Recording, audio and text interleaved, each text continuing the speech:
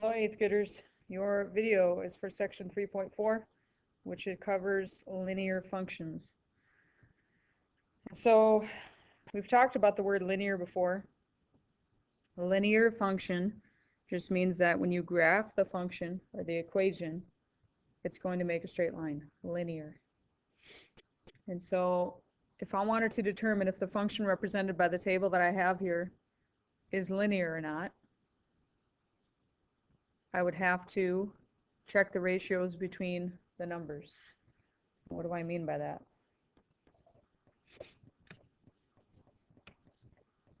So from the first x to the second x, it goes from 1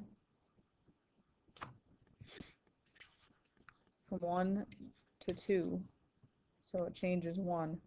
The y changes from 6 to 8, so it changes 2. So the ratio from there is 1 to 2. The next set, I go from 2 to 3, which is 1, and I go from 8 to 10, which is 2. So there's nothing wrong with it so far. I have 1/2 and 1/2. Now check the next one.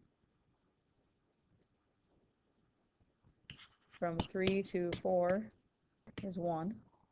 From 10 to 14 is now all of a sudden 4. So I have 1/2 twice, and then I have 1/4. So the answer is no, that will not be linear. Why? Because the ratios aren't equal. These three ratios would have to be the same the whole way for it to make a straight line. If you can't see it by doing it that way, you can sure go ahead and graph it and see if it makes a straight line or not. So then I have discrete data. Data that involves a count of items, such as numbers of people or cars. So something that you can count. There's a concrete number, right? You're going to connect these with a dashed line. Okay. So discrete data, you can't have partials. You can't like have a half or an eighth or a fourth or a tenth of an ounce or a gallon. Or continuous data where numbers between any two data values have meanings. So use a solid line to connect the continuous data.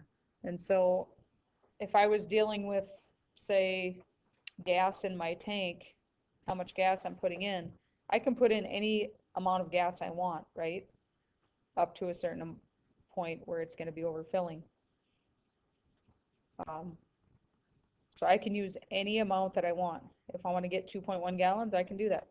If I want to get 2.045 gallons, I can do that. Okay, so that would be continuous, not discrete. So here's an example of this. Determine if the data are discrete or continuous, and then graph it. So I have the number of pizzas, and I have the cost. Okay, when you call Pizza Hut, here's how you would determine this, whether it's discrete or continuous. You call Pizza Hut, can you order 2 1/8 pizzas?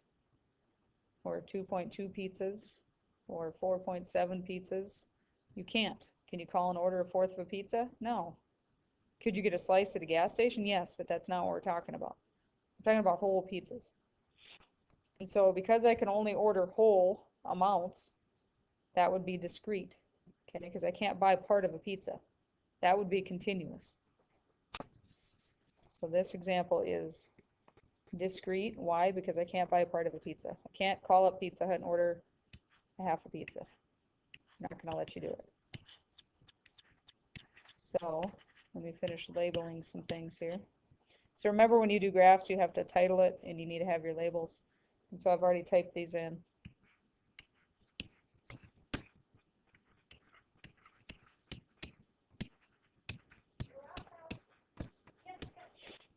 Okay, so one pizza is $10.50. And I'm not going to be able to get exact here, but it'll be close. 2 pizzas is 21. 3 pizzas is $31.50. 4 is $42. And 5 is $52.50. So you can see it's a straight line, and 0 pizzas would be $0, right? And the whole point here is it has to be a dashed line because it is discrete. Okay? It is discrete because you can't buy any part of a pizza that you want. So you got to be careful with that. So linear functions, straight line, discrete and continuous data. Continuous data, you can do any part of it that you want, and discrete you can't. It's got to be like whole numbers. Bring that knowledge with you. Talk about it next time I see you. Have a good night.